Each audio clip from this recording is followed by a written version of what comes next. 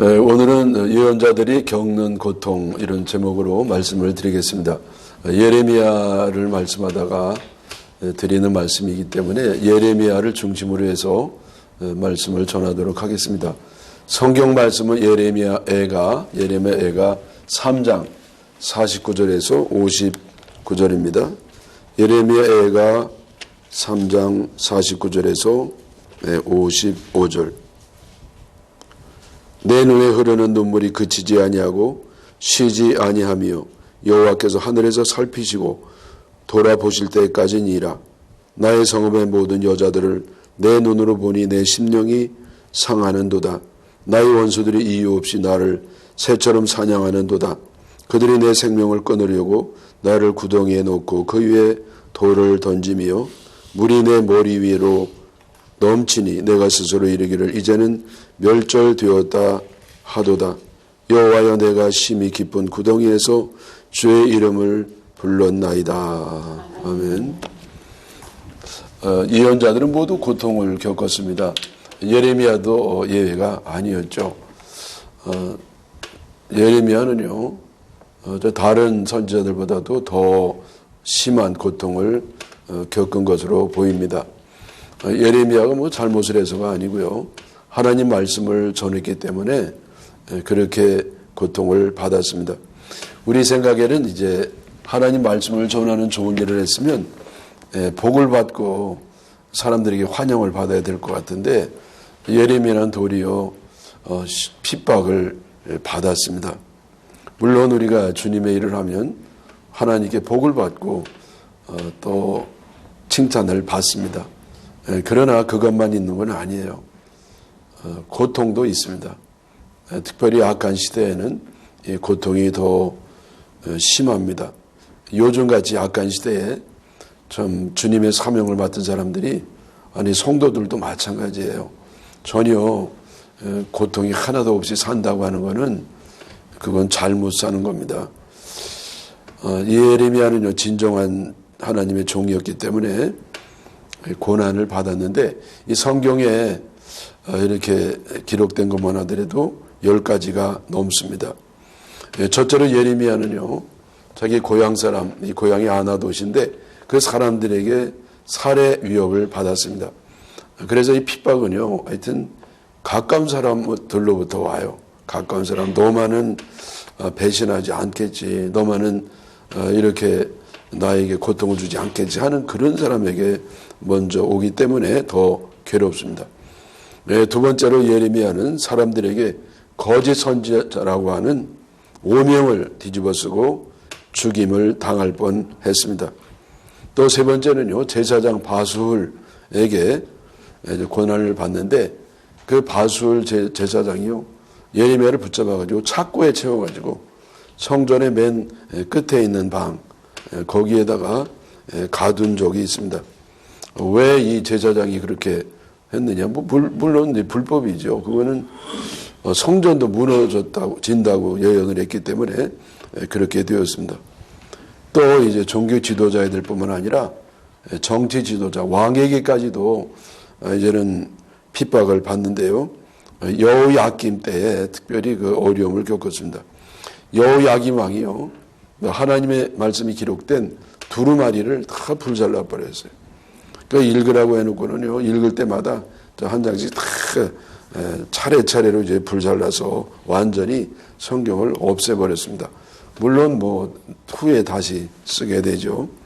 그 두루마리는 이제 예레미야가 불러줬고 바룩이 이제 받아 쓴 건데, 하나님은 그래서 이 바룩과 예레미야를 붙잡아서 잡아 죽이려고 했습니다. 왜 왕이 또 예레미야를 이렇게 잡으려고 했냐면은, 왕도 바벨론으로 이제 포로로 끌려간다고 하니까 그 누가 좋겠어요, 그런 말씀이. 그래가지고 그런 어려움을 왕으로부터도 받았습니다. 또 백성들이 예레미야를 매국노 치고라고 잡아 죽이려고 그랬습니다. 그래서 이 백성들은요, 예레미야를 아주 바벨론의 앞잡이로 생각을 했어요. 일제시대 때 그 일제 앞잡이라고 하는 것처럼 그렇게 이제 아주 심각한 오해를 했던 것이었죠. 그 다음에 여섯 번째는 고향 땅 성문 앞에서 고관들에게 붙잡혀서 매질을 당하고 고문당한 다음에 서기관 요나답 집 감옥에 갇히게 되었습니다. 하여튼 예레미야는요, 이렇게 수없이 갇힘을 받아요. 적어도 하여튼 5번 이상 그렇게 이제 갇힘을 받죠. 그 다음에 그 일곱 번째, 거짓 선지자 하나냐. 이 하나냐가 또 유명하거든요. 그래서 하나냐가 예레미야의 목에 건 멍에를 부숴버리고, 그리고 예레미야가 거짓 선지자라고, 자기가 거짓 선지자이면서 거짓 선지자라고 그렇게 공격을 했습니다. 여러분, 대개 이렇게 자기 뒤가 꿀인 사람은요, 그것 가지고 이렇게 공격해요. 그래서 이 거짓 선지자라고 비판하는 사람은 자기가 거짓 선지자의 확률이 90%나 되는 것이었죠. 또 이 여덟 번째는 바벨론 세력이 있었는데 예레미야를 이 감옥들 진창 진흙 구덩이에 던져 버렸습니다. 예레미야는 아주 말도 없이 많이 갇혀 있었는데 주로 그 시위대, 왕궁 시위대들에 갇혀 있었습니다. 그러니까 요즘으로 얘기하면 청와대 뭐라고 할까요? 그 경호실 그 뜰에 이렇게 갇혀 있었어요. 그래서 이 갇힐 때 어디 갇히느냐? 정식으로 감옥에 갇히면 그래도 낫죠. 그게 아니라 아예 구덩이에 집어넣었어요. 이 구덩이라는 건 뭐냐면은 그 진흙 구덩이에요. 늪이거든요. 그래가지고 이 늪 아니면 우물에 집어넣는 겁니다. 근데 우물에 집어넣으면 어떻게 살아요? 물이니까. 그래서 거기에 뚜껑을 이제 그 중간에 이렇게 놓고 거기에 이제 예레미야를 던져놓고 혹은 이 진흙 구덩이에 던져놓고 하여튼 아주 이렇게 괴롭혀도 아주 그렇게 아주 치사하게 아주 힘들게 괴롭혔던 것입니다. 그래서 이렇게 이제 진흙 구덩이 있을 때에 시드기야 왕이 또 예레미야를 불렀어요. 그래서 뭔가 중요한 국사를 의논한 게 아니라 내가 내 왕권이 이것이 안전하겠느냐. 그래 바벨론이 이렇게 쳐들어오면 내 왕권이 안전하겠느냐. 하여튼 이 양반도 참 아니 지금 나라가 지금 망하게 생겼는데 나라가 완전 망하게 생겼는데 아니 자기 안위만 걱정하는 여러분 요즘 그 시대와 좀 닮지 않았겠어요? 그래서 이제 예레미야가 안전하지 못합니다. 바벨론이 쳐들어와가지고 이제는 우리나라가 망할 겁니다. 그러니까 왕이시여 항복하십시오. 항복하는 것이 우리나라가 피해를 덜 받는 길입니다. 그렇게 얘기했단 말이야. 그랬더니 바벨론 사람들이 듣고서는요, 예레미야를 아주 매국노로 생각하고 다시 그 진창에 이제 또 집어넣는 겁니다. 여러분 그 예레미야가요, 이제 참 생각해 보세요. 지금 막 전쟁이 일어났거든요. 그래서 처음 침략을 당해서 망하게 생겼는데 우리 목숨 걸고 하나 되어서 싸우자 그래야 맞는 거잖아요. 근데 그러지 말고 항복하자고. 이 항복하는 게 우리가 살 길이라고, 이 하나님 뜻이라고 그러면 오해받기 쉽지 않습니까? 하여튼 지금 이제 그와 비슷한 그런 상황이었습니다. 그래서 이 예레미야가 이제 왕궁 시위대들에 갇혀 있었는데요. 거기에 다행히 왕궁 내시 아벤멜렉이라는 사람이 있었어요. 아비멜렉이 아니라 아벤멜렉. 근데 이 사람은 구스 사람, 이집트 사람이에요. 그래서 이 사람은요, 좀 이게 흑인입니다. 저 이집트 사람은 좀 흑인인데 약간 잿빛 흑인이잖아요. 그래서 이제 표시가 나는 사람인데 이 사람이 왕궁 내시였어요. 그래서 이 양반이 왕에게 용감하게 예레미야 죽이면 안 됩니다. 이 사람 진실한 사람인데 이 사람은 죽이면 큰일 납니다. 그래가지고 왕이 또 이제 살려줘요. 다시 이제 살려주죠.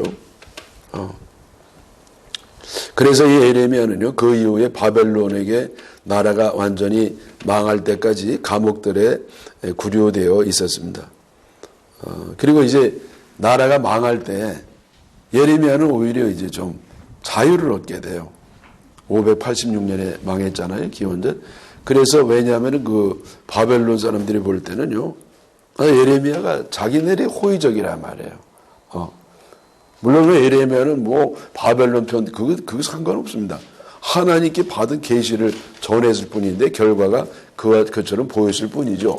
그래가지고 이제 느부갓네살 왕이 예레미야를 석방하고 부하들에게 특별히 잘해주라고 하고 그러면서 이제 보호를 받았습니다. 그러나 이제 그게 끝이 아니었죠.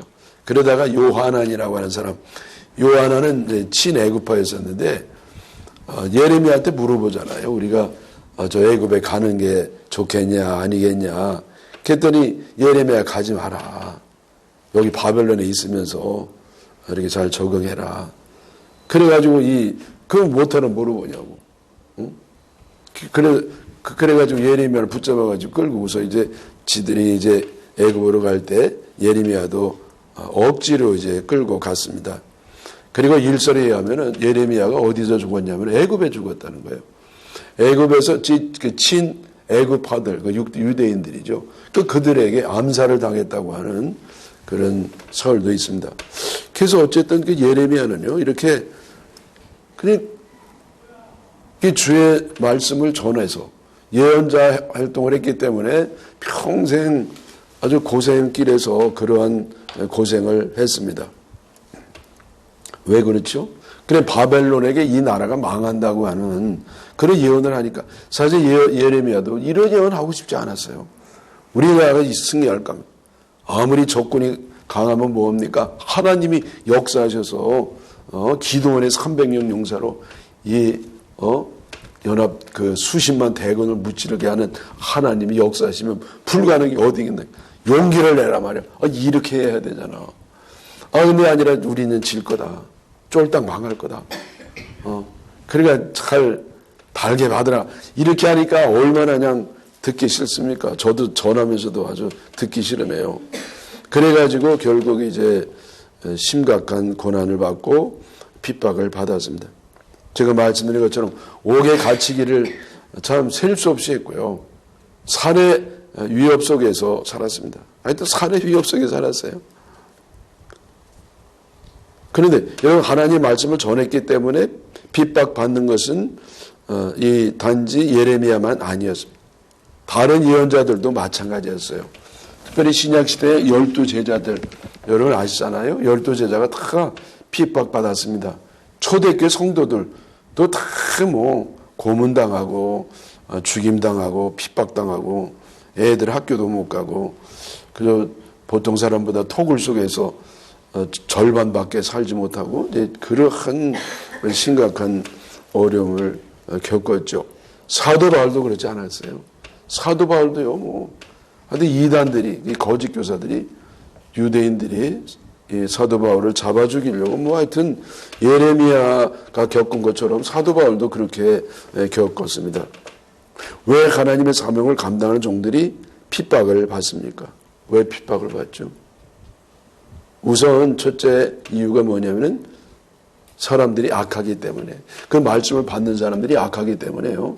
그래서 하나님의 말씀을 거부하는 겁니다. 시대가 악하면 하나님께서는 그 시대 사람들을 사랑하셔가지고 구원하시려고 하나님의 종들을 보내요. 그래야 경고성 말씀을 전합니다. 너희들 이러면 큰일 난다. 회개하라. 그런데 그게 듣기 싫어가지고 사람들이 너무 악해가지고 하나님 말씀 듣지도 않죠. 받지도 않죠. 믿지도 않죠. 그럴 뿐만 아니라 하나님 말씀을 전하는 자를 그냥 붙잡아 죽이려고 그랬어요. 빛이 비치면 어둠 속에 있는 사람들이 빛을 환영합니까? 반대합니까? 반대하죠. 그래서 이 빛이 들어오면요, 어둠 속에 있는 사람들이 불 꺼! 아니, 돌멩이로 전등을 던진다고.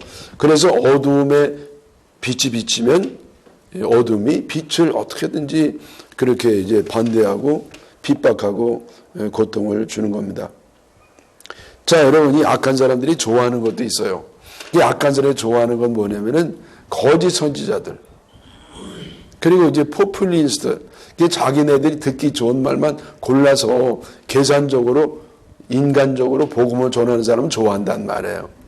그들은 축복만 전하고 평안만 전합니다. 여기 하나냐가 그랬어요. 하나냐가. 우리는 이제 바벨론이 쳐들어왔지만은 금방 자유를 얻을 것이다.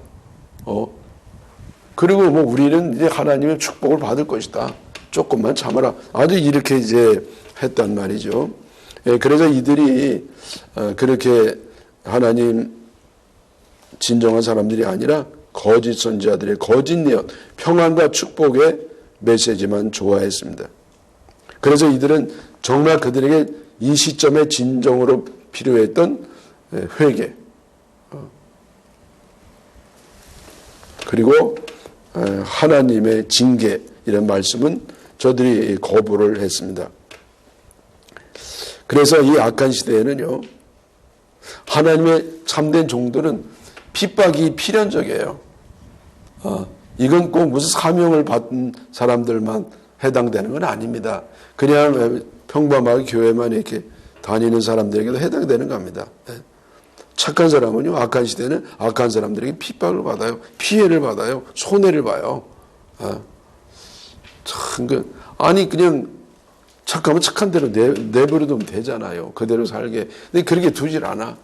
그냥 어떻게든지 그걸 괴롭혀요. 그리고 막 억울하게 만들죠. 손해를 보게 하죠. 그러면서 하나님 뜻이 점점 그들에게서 멀어지게 됩니다. 자, 그래서 시대가 악하면 악할수록 핍박이 더욱더 심해지게 됩니다. 여러분, 이 예레미야 시대 때보다도요, 또 사도 바울 시대 때보다도 오늘날이 훨씬 더 악해졌어요, 시대가. 여러분도 한번 생각해 보세요. 우리 애기 어렸을 때하고 지금하고 비교해 보시라고. 얼마나 시대가 악해졌습니까? 그래서 이렇게 시대가 악하면 그만큼 더 핍박을 받아야 돼. 이건 불가피한 겁니다. 그래서 우리가 핍박이 올 때, 아니, 하나님, 내가 하나님 뜻대로 살려고 했고, 주님이 헌신만 하고 그랬는데, 왜 이런 어려움을 주십니까? 그렇게 따지면 안 된단 말이에요. 그럼 이러면 어떻게 하느냐? 베드로전서 4장 11절에, 사랑하는 자들아, 너희를 연단하려고 오는 불시험을 이상한 일 당한 것 같이 이상히 여기지 마라. 그러니까 너희들이, 왜 이래요, 하나님? 하나님, 우리 이거 이해할 수가 없습니다. 그렇게 이상하게 생각하지 말라는 거예요. 그럼 어떻게 하느냐? 오히려 그리고 이렇게 하라는 거예요. 너희가 그리스도의 고난에 참여하는 것으로 즐거워하라. 즐거워하래요. 왜 즐거워? 아니, 핍박받으면 무슨 즐거워. 왜 즐거워하냐면 그리스도의 고난에 참여하니까. 자, 여러분, 그리스도의 고난에 참여하는 것이 왜 즐거운 일입니까? 왜냐하면 그리스도의 고난에 참여하는 자체가 영광스러운 일이니까.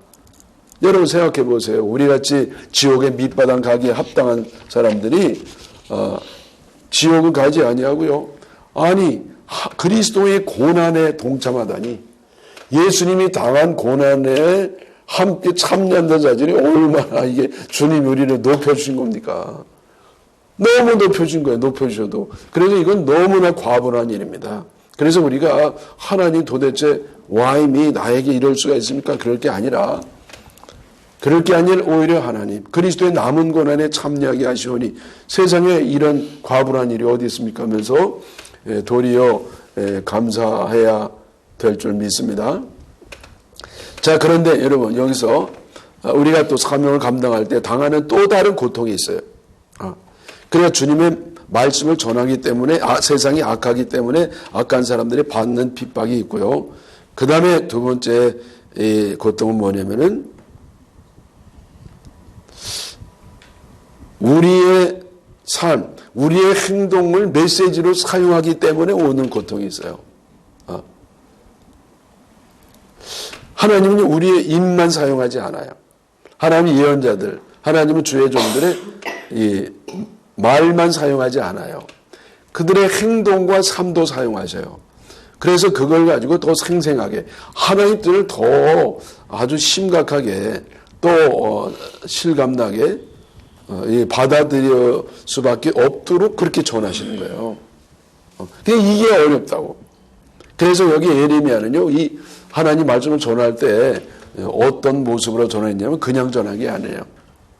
여기 액세서리를 달았다고.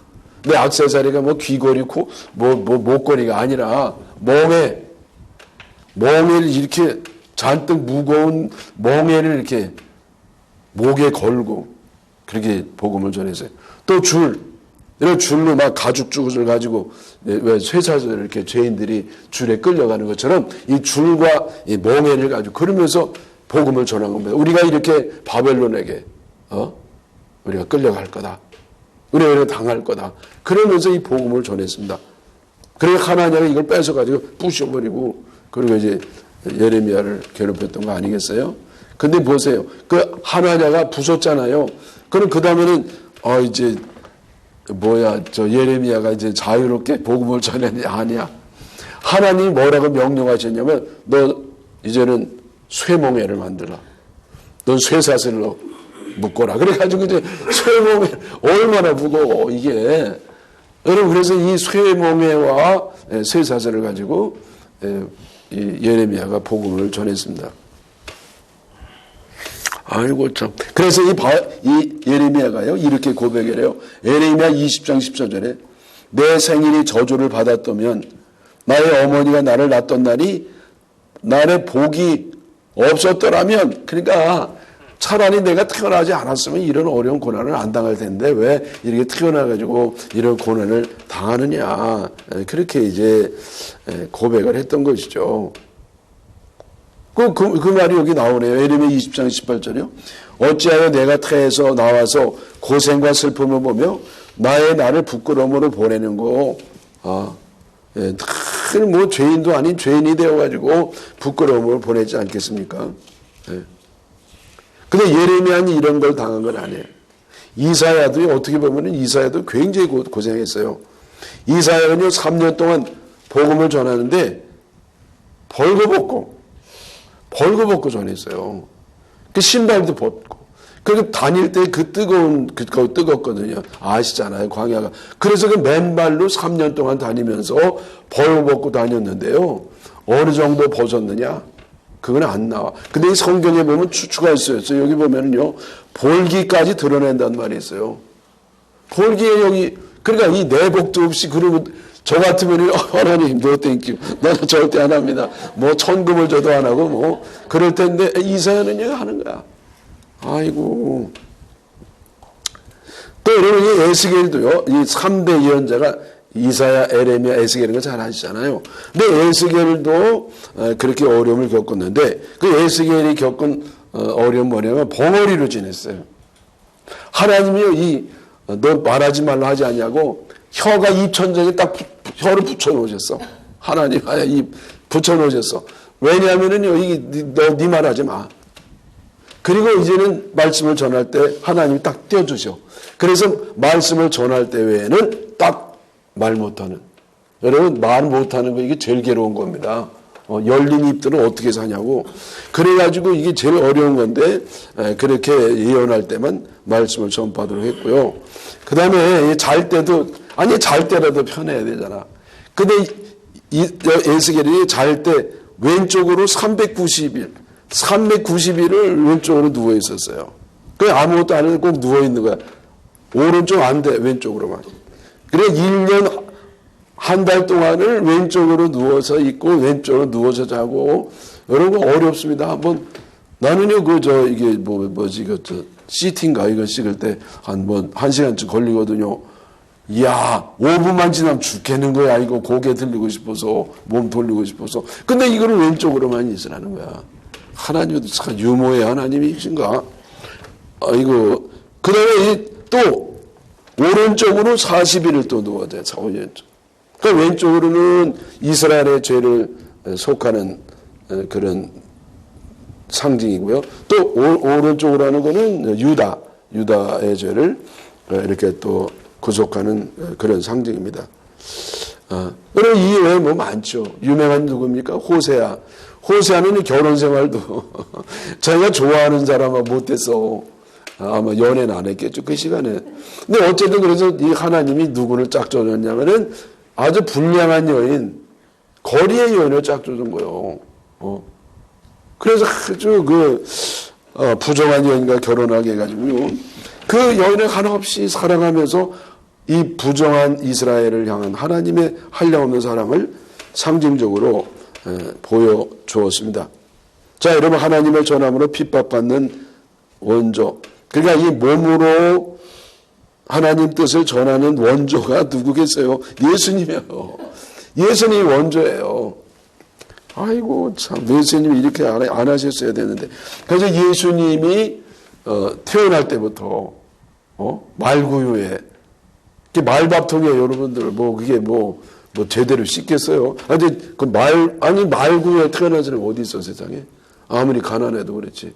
그래서 예수님이 그걸부터 시작해서 평생 머리 둘 것도 없이 고생하시고 돌아갈 때는 십자가 형틀의 그 끔찍한 형을 받고 돌아가셨습니다.